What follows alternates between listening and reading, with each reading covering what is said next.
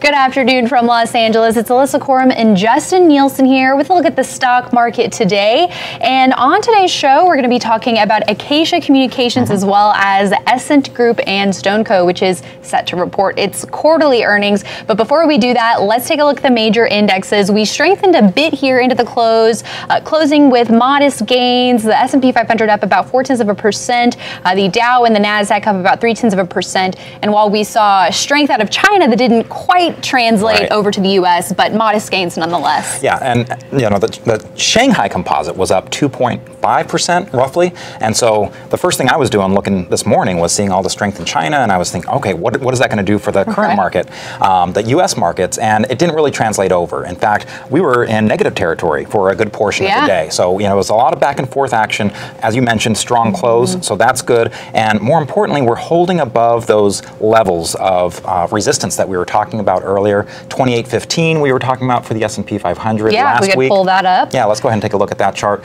So, you know, and even earlier when we were talking, it was kind of like, okay, it doesn't look like a great day, but you can't have every day be great. You know, not everyone can be above average, right? So the fact that it's holding was kind of the story we were looking at here today. And the NASDAQ already had gotten above its resistance levels, and it's holding well as well. So although tech is kind of coming down a little bit in some ways, it's going sideways more than coming down, actually. That's right. Well, speaking of tech in that space, we want to look at Acacia Communications, which gained about 3.3% in above average volume today. It's now back above about that 17.5% gain that it saw after earnings, a really strong day. It wobbled a little bit, but it's now back above that post-earnings gain. Yeah, and we've talked a lot about these earnings gains. I mean, this last earnings season was really a driving force with a lot of gains. And so a lot of times what we were looking at is sometimes getting into these names on the earnings gap up, you know, that big move, and it was scary. You know, you have to look at, okay, how much is this going to come in? And so Acacia did kind of wobble around a little bit,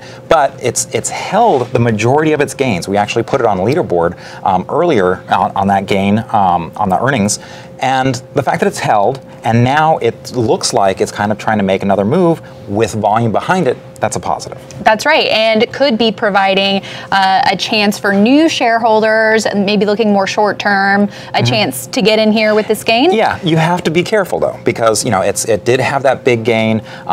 You know, you have to look at what is the industry doing. I mean, we saw Sienna that had kind of pulled back and kind of, you know, that's true. We were very positive on that. It's in the same group, so you have to just be very aware of what's going on in the group and what's going on in the sector and the market in general. You know, if tech is going to be a little bit heavy right now, you might not see the gains as great, but so far Acacia is looking pretty good. That's right. Well, shifting gears here, one industry that's seeing positive sentiment is that of home builders, with home builder sentiment for March holding positive, and Essent Group, a mortgage insurance stock, benefiting from that today, rising some 5.4% in heavy volume, breaking out of a pretty long double bottom that had a handle on it, but that RS line's looking pretty good. Yeah, there's a lot of things that were very compelling about this chart. We put it on Swing Trader this morning, and it was right after that, at around 10 o'clock Eastern time, that report came out from the National Home Builders.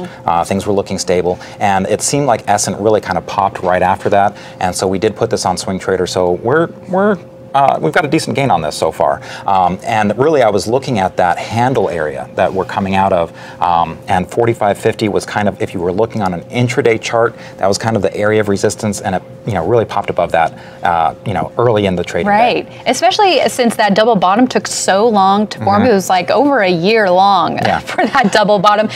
Does that make that handle that much more important here? Well, you know, I always like to see what the most recent action is. If there's like a long, sloppy action, but then there's tightness at the end, that usually is very compelling to me. And the fact is, this group is one of the top groups. It's, I think, the number 3, number 2, number 3 group out of 197. So we are often looking for those strong groups, the strongest industry groups when the market is in our favor. That's right. Always important to look at stocks from strong groups, and Essent Group has a 99 composite rating from IBD. So the strong fundamentals in addition to the strong chart action we're seeing today. One of the top stocks in one of the top groups, which is even better. Very key. All right, and last but not least, we want to cap things off looking at StoneCo. We took a look at this last week. It's heading into its quarterly earnings report, popping a lot today. It did come off of the intraday high, selling a little bit into the close, but finishing up the day over 6% heading into this report. Yeah, and I just wanted to kind of revisit this because as an IPO, it had a deeper than normal base, it had a deeper than normal handle, so you just have to know that there's volatility with this one. So if you were looking at this and you're like, oh my gosh, it's up 8%, this looks like a breakout, right before earnings, that's not necessarily where we like to buy. If you don't have any cushion going into earnings, it's kind of a little tough to hold. So this is one we maybe take a look at. Again, we already talked about the story on this. It's got a big Buffett stake. Brazil has a lot of things going on with it in terms of its, president having a market-centric approach. It's profitable. It's profitable, as an IPO, phenomenal sales growth. So it has a lot of compelling features, but you have to kind of know what you're getting into. That's IPO, deeper than normal, and see where we go from there. It's also got that group, the finance group. That's right. The credit card payments. They've been doing great. Yeah, we're seeing a lot of M&A action in that space. And so it finished right around that handle buy point. So heading into the report, what kind of action are we going to look for? If it gaps up, then employ the gap up strategies that we have. Take a look at what that first minute bar looks like. Take a look at what that first 5-minute bar looks like. If it's poor there, there's no need to jump in. You can wait for it to kind of cross the day's high. If you're looking at an intraday chart. But again, that's kind of getting into the details. Intraday. Look, if you're a surgeon and you're in the middle of surgery, don't stop what you're doing in order to look at your stocks, right? So it kind of depends on how much time you have to look at those intraday charts. Exactly. All right. Thank you so much, Justin, and thank you all for watching. Make sure you're heading to investors.com for all the latest stock news and analysis, and check our content out across social media, whether it's Facebook, Instagram, YouTube, or Twitter, so you can stay up to date on all the latest. Thanks so much for joining us today, and we'll see you back here tomorrow.